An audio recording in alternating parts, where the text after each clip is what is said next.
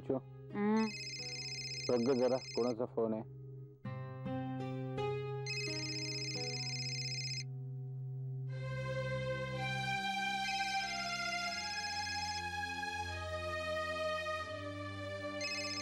आदित्य. अगं मग बोल तू.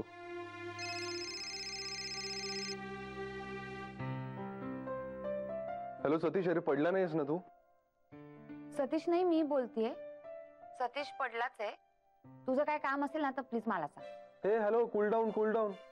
एवढं भडकायला काय झालं तुला? अर्चू तू जाम चिडचिडी झाली असं हल्ली. हे उगीच मला काही बोलू नकोस.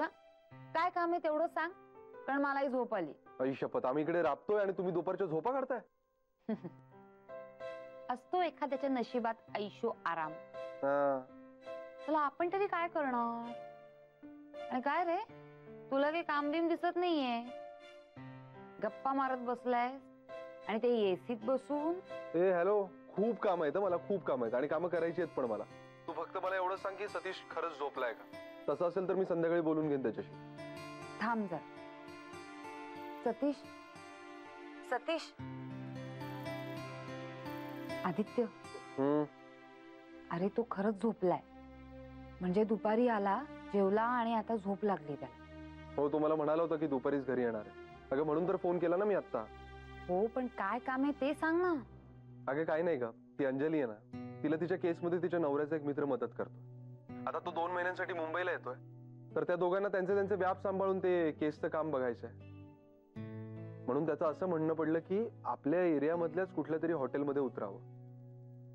तर आपल्या एरियामध्ये असं कुठलं वेल नोन हॉटेल आहे का असं अंजली विचारत होती. म्हणून म्हटलं की. अच्छा, म्हणजे तर राहण्याची जागा झाली, आता हॉटेल शोधायची मोहीम आहे का? हे अर्चू, तू असं नेहमी तिरकं का बोलतेस ग? माहित नाही रे, पण मला ना आता असं मध्येच राग येतोय. असं आहे का? मग ठीक आहे, मी फोन ठेवतो. तू ना तुझ्या डोक्यावर बर्फाची लादी ठेव. हो हो चालेल. हा, मी बर्फाची लादी ठेवते, पण हॉटेल तू शोध. कळलं? करा करा, स्वतःची कामं करा आणि इतरांची करा. चल चल, बाय बाय, चल बाय बाय.